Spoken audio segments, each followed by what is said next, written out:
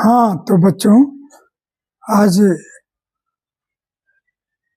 आपको कहीं न कहीं वर्ब में आखिरी मोड़ पर पहुंचना है। और पहुंचना कहाँ है कि वर्ब में आपने बहुत कुछ पढ़ा है अभी तक। वर्ब का पूरा लेसन ही पढ़ा है मैंने, finite verb and non finite verb.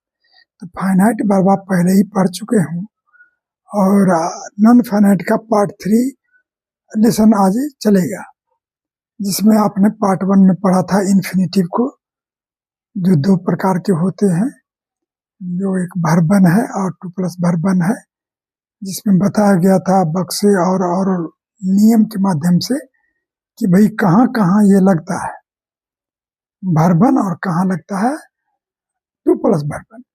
ठीक, उसके बाद हमने पढ़ा था आपको जीरंड। जीरंड में भी 4 रूल्स दिए थे।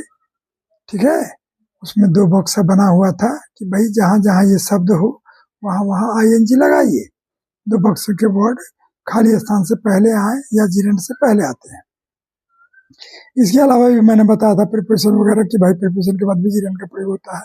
टेंसों में 6 टेंसों में जो है जीरंड का प्रयोग होता है। इसके अलावा वो जो क्या कहते हैं अपना का अनुवाद है, उसमें भी जीरंड का प्रयोग होता है। ये 4 बताया गया था, वहां तक ठीक था। आज जो है ये नॉन फाइनाइट का पार्ट 3 पार्टिसिपल, ध्यान दीजिए, है ना। This is participle and now this is the third kind and the last kind you are going to read. The one participle का काइंड से लिखा हुआ 3, प्रेजेंट पार्टिसिपल, पास्ट पार्टिसिपल और पास्ट परफेक्ट पार्टिसिपल।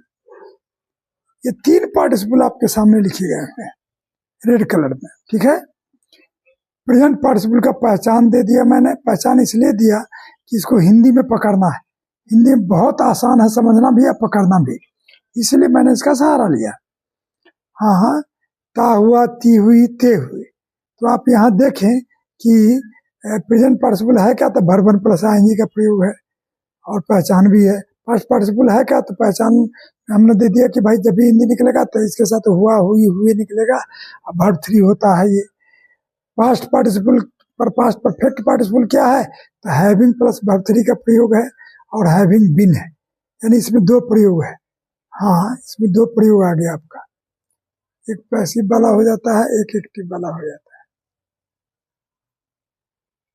और यहाँ एक सिंगल शब्द है, यहाँ भी ये सिंगल ही है एक तरह से कहा जाए। तो आपके 3 हो गए, तीनों के जो है कि भाई इन पार्टिसिपल में प्रयोग क्या क्या होता है, इनकी पहचान क्या है, इनके नाम क्या है। ये तो 3 आपका ऊपर से आपने देख लिया, समझा। दरअसल समझना इसका उदाहरण है, एग्जाम्पल है। अब जब भी जहाँ, क्योंकि देखिए जीरंड में भी आईएनजी लगा हुआ था, ध्यान दीजिएगा आप, जीरंड में भी आईएनजी का ही प्रयोग था। वर्ब 1 प्लस आईएनजी जीरंड कहलाता है, ये आपने पढ़ा इससे पहले। अब यहाँ देखिए कि वर्ब 1 प्लस आईएनजी पार्टिसिपल भी बनता है। ठीक है, तो दोनों में अंतर होना चाहिए ना भाई। तो जीरंड में हमेशा ही जब भी हिंदी निकलेगा, किसी भी जीरंड का हिंदी जहां भी निकलेगा, तो देखिएगा कि वर्ब में ना शब्द जुड़ेगा। जाना, आना, खाना पीना, उठना बैठना, खेलना, रोना, धोना, गाना, यानी ना शब्द के ही साथ उसका हिंदी निकलता है। तो जैसे टू वर्क हार्ड है ना, इज नॉट इजी, कठिन परिश्रम करना आसान नहीं है। ठीक है, तो आपने देखा कि टू वर्क हार्ड हमने यूज किया तो उसमें कहीं ना कहीं कठिन परिश्रम करने की बात हो गई, यानी ना आ गया। ठीक है, अब वहीं पर यहाँ पर हम आते हैं तो वो हिंदी में निकलेगा इस आईएनजी का हिंदी कैसा, ता हुआ, ती हुई से। वो ध्यान दीजिए कैसे निकलता है। जैसे यहाँ रनिंग है, हाँ, he came to school running. ठीक है, running he came to school, उसी लाइन को लिखा है मैंने दोबारा। He running came to school, उसी लाइन को मैंने 3 बार लिखा है ना। I have repeated the same line thrice, 3 बार हमने एक ही वाक्य को लिखा है इस पार्टिसिपल को समझाने के लिए। और ध्यान दीजिए इस पर, और क्लियर कट ध्यान देना है आपको। और तीनों में रनिंग है। रनिंग का मतलब हो गया दौड़ता हुआ।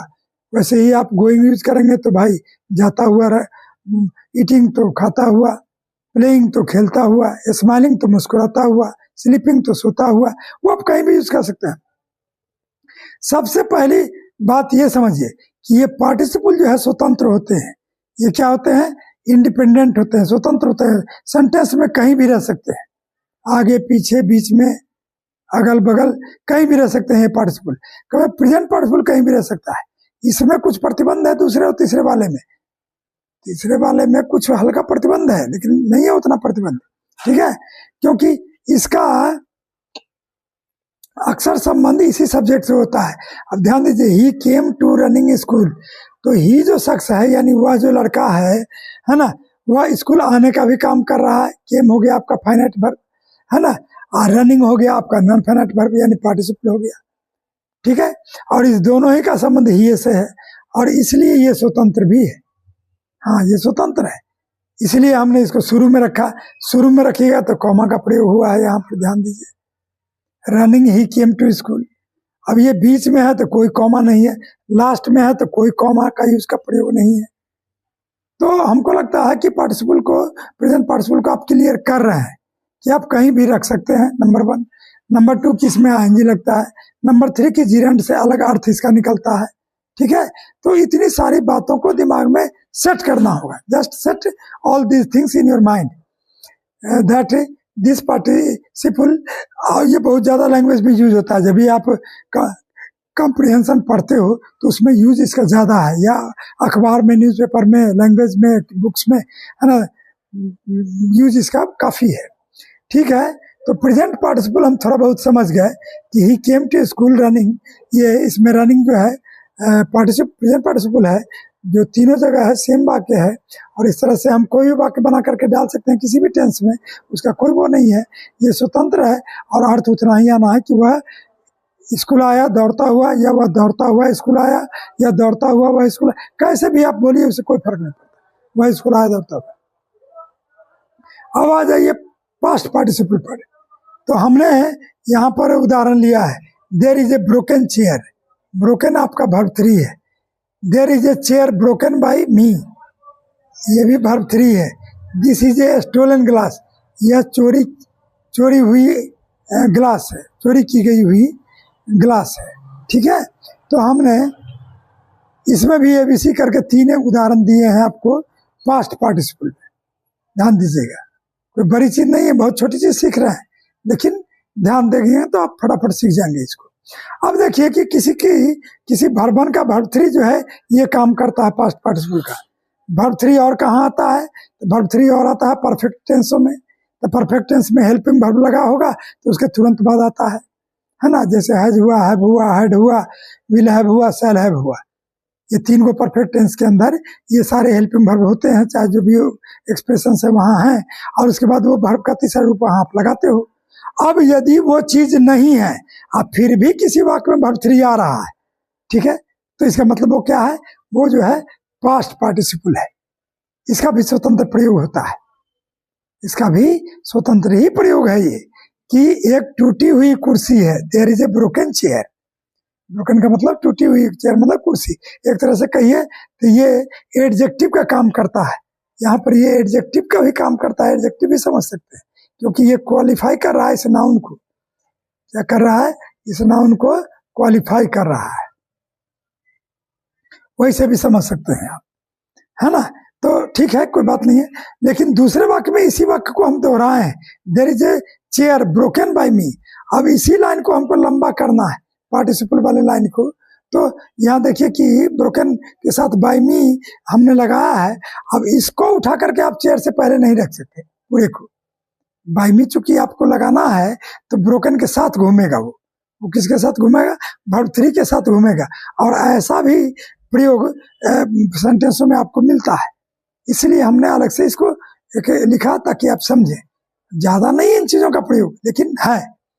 तो आप देखिए there is a broken chair is also right, here is, है ना, here it is compare to adjective विशेषण से प्रयोग तुलना हो गया इसका। और यहाँ जो हो गया है देयर इज ए ब्रोकन, है ना, there is a chair broken by me, मेरे द्वारा तोड़ा गया या टूटा हुआ एक कुर्सी है। उसी तरह से यहाँ एक एग्जाम्पल दे दिया मैंने आपका, ठीक है। ये भी काफी की हद तक क्लियर है। और बचा आपका पास्ट परफेक्ट पार्टिसिपल, ये बहुत कीमती पार्टिसिपल है, ये बहुत काम करता है।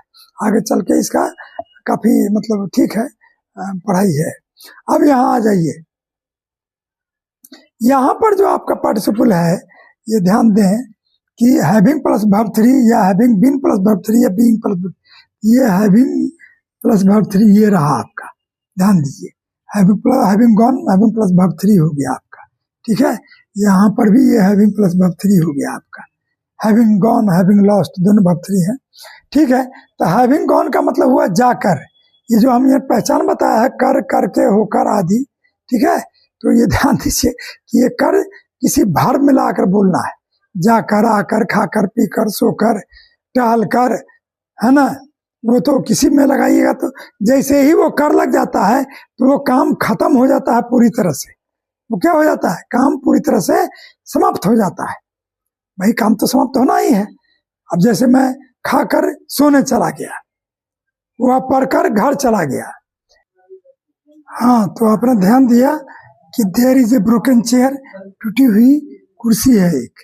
There is a chair broken by me, एक मेरे द्वारा तोड़ी गई हुई या टूटी हुई कुर्सी है। ये उदाहरण आपने पास्ट पार्टिसिपल का सीखा है अभी, और इसको हम दोबारा बता रहे हैं। There is a stolen glass, ये भी क्लियर है कि पास्ट पार्टिसिपल ही है। अब यहाँ आते हैं हम पास्ट परफेक्ट पार्टिसिपल पर। सी हैज ए फॉरगॉटन पास्ट, उसके पास एक भूली हुई अतीत है। ये भी एग्जाम्पल कहीं ना कहीं पास्ट पार्टिसिपल का ही है, जो आप ध्यान रखेंगे। वर्ब 3 है ये, सीधी सी बात है। अब आ जाइए तीसरे नंबर वाले उदाहरण पर। तीसरा नंबर में आपने देखा था उस समय कि हैविंग प्लस वर्ब 3 का प्रयोग होता है, कर, करके वगैरह उसका यूज है, ठीक है। तो अब कहाँ है कि भाई हैविंग गॉन का हिंदी निकला जाकर, हैविंग लॉस्ट का हिंदी निकला खोकर। अब इसका उपयोग हमने कहाँ किया, शुरू में कर लिया, इसका बीच में कर लिया। सब्जेक्ट एक ही है, नीचे वाले में सी है, ऊपर वाले में राम है। तो जाकर वह राम स्कूल विद्यालय में पढ़ता था। वह एक पेन खोकर, है ना, एक नया पेन खरीदी ना, वह एक पेन खोकर एक नया पेन खरीदी थी उसने। तो आपने देखा, इसी का एग्जाम्पल ऊपर भी आपने देखा है। देखिए C number, an apple having been cut, यहाँ हैविंग बीन का प्रयोग हुआ है। देखिए ध्यान से कि हैविंग बीन और बीइंग ये दोनों बराबर होते हैं, कहीं पर भी एक दूसरे को रिप्लेस आप कर सकते हैं। इसका याद रखिएगा कि दोनों में एरर नहीं होता है। हैविंग बीन जो है आपका, क्लियर कर लीजिए, है ना, बराबर बीइंग। आप कहीं पर बीइंग लाएंगे और हैविंग बीन लाएंगे तो दोनों का अर्थ और वैल्यू सेम निकलेगा। अब ध्यान दीजिएगा कि ये बीन जो है वर्ब 3 होता है। बीन क्या होता है, वर्ब 3 होता है। हैविंग के साथ ये लग गया तो हैविंग प्लस वर्ब 3 हो गया यहाँ पर ये, ठीक है। वर्ब 3 तो ऑलरेडी हो ही गया इसमें, है ना। बी का हिंदी होता है होकर, इस दोनों का हिंदी होकर से ही निकलता है, अक्सर करके होने से या होकर से हिंदी निकलता है। तो ध्यान दीजिए यहाँ पर हमने यहाँ पर हैविंग बीन का प्रयोग जरूर किया है, लेकिन यहाँ पर वर्ब 3 है, ये पैसिव का यूज है।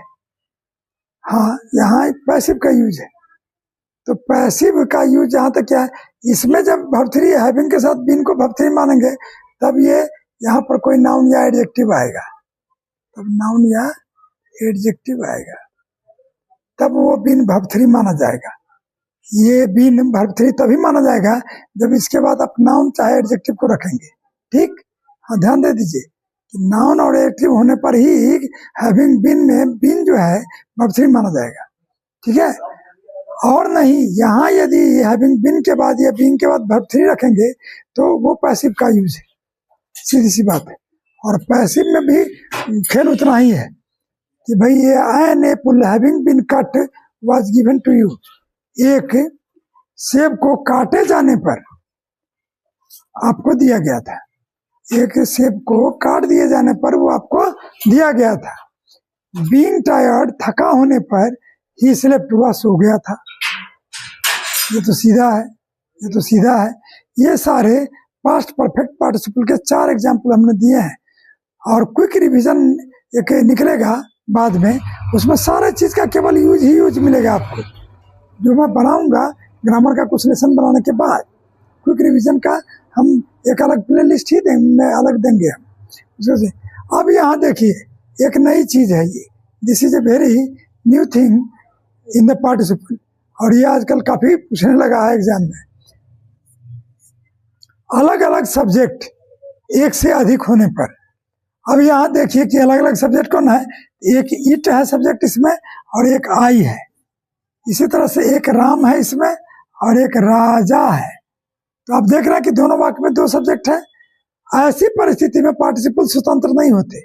ऐसी ही सिचुएशन में पार्टिसिपल क्या नहीं होता, जब भी पार्टिसिपल के वाक्य में दो सब्जेक्ट होगा, यानी दो आदमी काम कर रहे होंगे, दो वस्तु होंगे, दो से ज्यादा भी हो सकते हैं।